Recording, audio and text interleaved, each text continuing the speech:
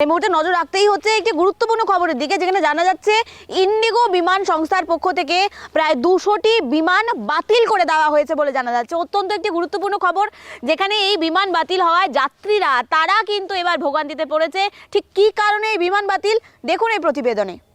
দেশ জুড়ে একদিনে বাতিল হলো বিমান সংস্থা ইন্ডিগোর 200রও বেশি উড়ান। বদলানো হলো একের পর এক বিমানের সময়সূচি, যার জেরে দিল্লি, মুম্বাই, বেঙ্গালুরুর মতো দেশের বিভিন্ন গুরুত্বপূর্ণ বিমানবন্দরে ঘন্টার পর ঘন্টা অপেক্ষা করতে হলো যাত্রীদের। বুধবার দুপুরের মধ্যে দিল্লি, মুম্বাই, হায়দ্রাবাদ, বেঙ্গালুরু, আহমেদাবাদ সহ একাধিক বিমানবন্দরের 100রও বেশি ফ্লাইট বাতিল হয়েছে। পিটিআই সূত্রে জানা গেছে, দিল্লির ইন্দিরা গান্ধী আন্তর্জাতিক বিমানবন্দরে অন্তত 33টি ফ্লাইট বাতিল হয়েছে। মুম্বাইয়ের ছত্রপতি শিবাজি মহারাজ আন্তর্জাতিক বিমানবন্দর থেকে 51টির বেশি উড়ান বাতিল হওয়ায় যাত্রীরা চরম ভোগান্তির মুখে পড়েছেন। হায়দ্রাবাদে ইন্ডিগো মোট 19টি ফ্লাইট বাতিল হয়েছে। বাতিল হওয়া ফ্লাইটগুলির মধ্যে রয়েছে বিশাখাপত্তনম, গোয়া, আহমেদাবাদ, দিল্লি, বেঙ্গালুরু, চেন্নাই, মাদুরাই, হুবলি, ভোপাল ও ভুবনেশ্বর থেকে হায়দ্রাবাদগামী উড়ান। একইভাবে হায়দ্রাবাদ থেকে দিল্লি, বেঙ্গালুরু, ভুবনেশ্বর, হুবলি এবং ভোপালমুখী ফ্লাইটও বাতিল হয়েছে।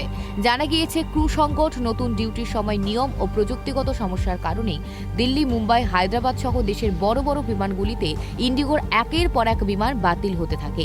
সংস্থা সূত্রে জানা গিয়েছে, 1 নভেম্বর থেকে নতুন ডিউটির সময় নিয়ম চালু হতেই ইন্ডিগোয় ব্যাপক পাইলট ও কেবিন ক্রু সংকট দেখা দিয়েছে। পাইলটদের বিমান ওড়ানোর সময় সীমাবদ্ধ হয়ে যেতেই পাইলটের অমিল দেখা গিয়েছে, এমনকি সম্পূর্ণ রস্টার বাতিল করতে হয়। অন্যদিকে মঙ্গলবার দিল্লি ও পুনে বিমানবন্দরে প্রযুক্তিগত সমস্যাও দেখা যায়, যার কারণে চেক ইন ও ডিপার্চার কন্ট্রোল সিস্টেম ভেঙে পড়ে। দীর্ঘক্ষণ অপেক্ষা করতে হয় যাত্রীদের। সারাদিন ধরেই বিমান দেরিতে ওঠানামা করায় বাকি বিমানের সময় ওলটপালট হয়ে যায়।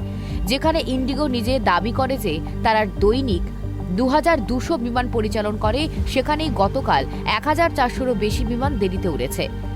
ডিজিসিএর তথ্য অনুযায়ী গত নভেম্বরে মোট 1232টি বিমান বাতিল হয়েছিল।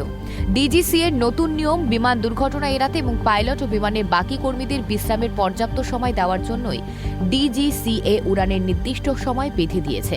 দৈনিক 8 ঘন্টার বেশি কাজ করা যাবে না।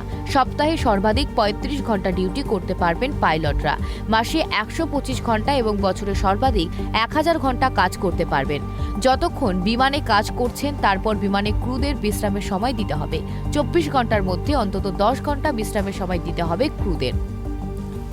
ইন্ডিগোতে কেন প্রভাব পড়ল? এয়ার ইন্ডিয়া, ভিস্তারা, আকাশা সহ একাধিক এয়ারলাইন্স থাকলেও দেশের সর্বাধিক ডোমেস্টিক অর্থাৎ অন্তর্দেশীয় বিমান পরিচালন করে ইন্ডিগো। এছাড়া বাকি এয়ারলাইন্সে যেখানে বিমানের সংখ্যা কম থাকে, সেখানে ইন্ডিগো ওভারনাইট সার্ভিস থাকে ঘন ঘন।